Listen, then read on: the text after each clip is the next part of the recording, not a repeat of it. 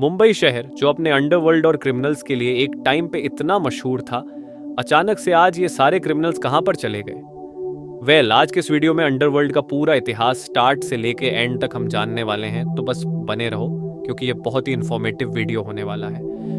मुंबई के underworld mafia की कहानी शुरू होती है 1950 के दशक से। ये वो दशक था जब मुंबई सिर्फ 3 लोग के नाम से जाना जाता था। नंबर 1, अफगानी मुंबई कर करीम लाला उर्फ पठान, तमिलनाडु से आया हुआ हाजी मस्तान और वरदरंजन मुदलियार उर्फ वर्धा भाई। ये तीनों 1930 में मुंबई आकर बसे थे और यहाँ आते ही इन्होंने एक चीज देखी, टैक्स। 400% import tax. लोग आज की तारीख में इतना टैक्स भरने के लिए तैयार नहीं है, वो दौर तो कुछ और ही था। अब यहीं पर इन तीनों को अपने धंधे का मौका मिल गया।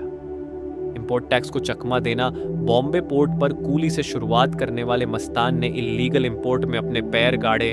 विक्टोरिया टर्मिनस रेलवे स्टेशन पर कूली का काम करने वाले वरदरंजन ने कार्गो की चोरी और सिटी में शराब के डिस्ट्रीब्यूशन का रास्ता पकड़ा। और पठान करीम लाला ने अपने तगड़े शरीर और अन्य अफगानी पंटरों के दम पर इन तीनों के बीच एक आपसी समझौता हो चुका था। और तभी तो मुंबई की एक माइन में ये तीनों तलवारें होने के बावजूद भी सब कुछ बिना किसी राड़े के आसानी से चल रहा था। पर जैसे जैसे करके इन तीनों का दबदबा मुंबई पर बढ़ रहा था, 20 से 25 सालों के दौरान एक बच्चा मुंबई का चौथा हिस्सा लेने खड़ा हो रहा था। इसने मुंबई के डोंगरी इलाके में अपने बड़े भाई शबीर कास्कर और अपने गांव के कुछ दोस्तों के साथ मिलकर अपनी एक गैंग बना ली। शुरुआत में तो ये लोग मिलकर वही छोटी मोटी चोरी चकारियां करते थे, बट उसके मन में एक ही सवाल था कि मुंबई के 3 डोंग के बीच वो अपना हिस्सा कैसे बनाएगा। उसे बस एक ही ऑप्शन दिखाई दिया कि मुंबई में रह रहे किसी भी डोंग को बस उंगली करो, उसकी गैंग से लड़ो, उसको हराओ और अपना हिस्सा बनाएगा। धीरे धीरे एक्सपैंड होते हुए दाऊद ने कुछ ऐसा ही किया। उसके 2 बंदों ने हाजी मस्तान के इलाके में अपने कुछ इलीगल धंधे शुरू कर दिए। और जैसे दाऊद ने सोचा था, हाजी मस्तान को ये बात बिल्कुल भी पसंद नहीं आई। पर 19 साल के बच्चे ने जो बात नहीं सोची थी वो ये थी कि हाजी मस्तान अपने दोस्त करीम लाला के पठान गैंग के गुंडों की मदद से उसके दोनों बंदों को बुरी तरीके से पीट देगा। और बस यही थी वो शुरुआत, जहां पर 2 पत्थर टकराने लगे और चिंगारियों का धुआं उठने लगा था, क्योंकि अब जलने वाले थी बगलों की आग। 1974 में दाऊद को एक टिप मिला कि हाजी मस्तान के 4.25 लाख रुपए किसी को शक नहीं हो, इसलिए टैक्सी के जरिए ले जाए जा रहे हैं। और ये सुनकर दाऊद को इसमें एक परफेक्ट अपॉर्चुनिटी दिखाई देने लगे।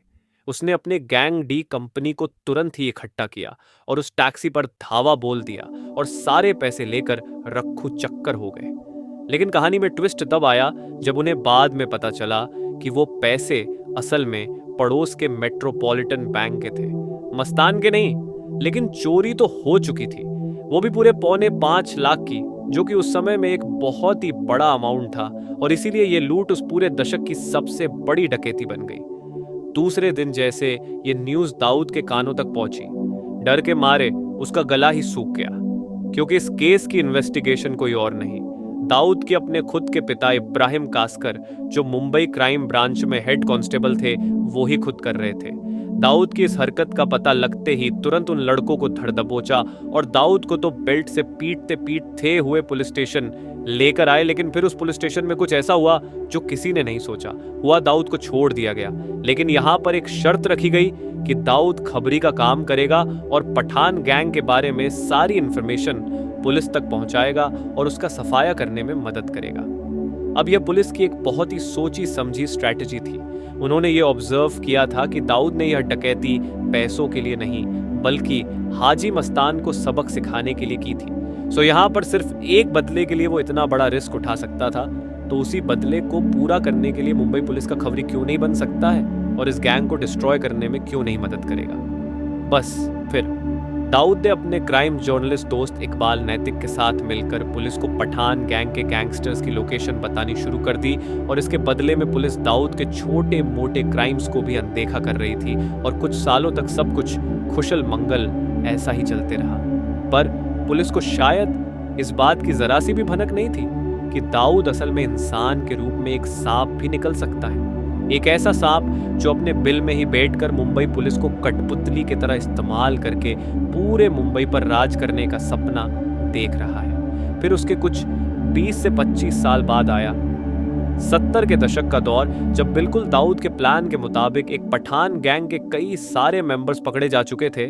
उनका एक्टिंग लीडर हाजी मस्तान भी 18 महीने की सजा काट रहा था और बाकी के 2 डॉन करीम लाला और वर्दा भाई भी डर के अंडरग्राउंड हो चुके थे। और इसी दौरान इंदिरा गांधी ने भी नेशन वाइड इमरजेंसी लागू कर दी थी।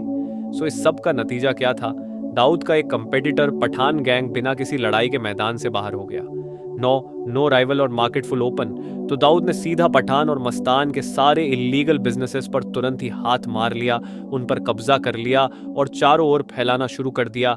और देखते ही देखते डी कंपनी पठान गैंग के जितनी ही पावरफुल हो गई, पर जैसे कि मैंने पहले कहा था कि ये गैंगस्टर्स काफी टेरिटोरियल जीव होते हैं, जिनकी ईगो उनके कद से भी ऊंची होती है। सो क्या पठान गैंग ये सब शांति से बस ऐसे ही ताड़ते रहने वाला था? जी नहीं। इमरजेंसी के बाद तीनों हाजी मस्तान, करीम लाला और वर्दा भाई थोड़े बूढ़े और ठंडे पड़ चुके थे, लेकिन करीम का भतीजा समाद खान चुप रहने वालों में से बिल्कुल नहीं था। थोड़ा सा रिवाइंड बजा के याद करो, दाऊद ने तो अपने भाई बंधुओं के पिटने का पठानों से बदला लिया था, उनके इलाके से 4.75 लाख रुपए चुराकर।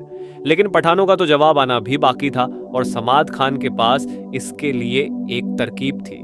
उसे सबसे पहले तो अपने गैंग के टॉप मेंबर साइद बाटला, आयूब लाला, अमीर ज़ादा खान और आलमजीव खान के साथ मिलकर 1977 में दाऊद के एक दोस्त इकबाल नैतिक को तड़पा कर मार डाला। अब बात यहां तक भी ठीक थी, लेकिन फिर 1981 में अपनी इसी गैंग में एक नए गैंगस्टर मान्या सुर्वे को जोड़कर दाऊद के बड़े और सगे भाई शबीर कास्कर को भी दिन दहाड़े पेट्रोल पंप पर गोलियों से भून डाला जाए। इस हत्याकांड का नतीजा ये हुआ कि 1982 में मान्या सुर्वे तो एनकाउंटर में मारा गया, लेकिन वो दाऊद इब्राहिम जो अब तक छोटे मोटे कांड किया करता था, अब वो एक फुल फ्लेज्ड डॉन बनने के रास्ते पर निकल पड़ा।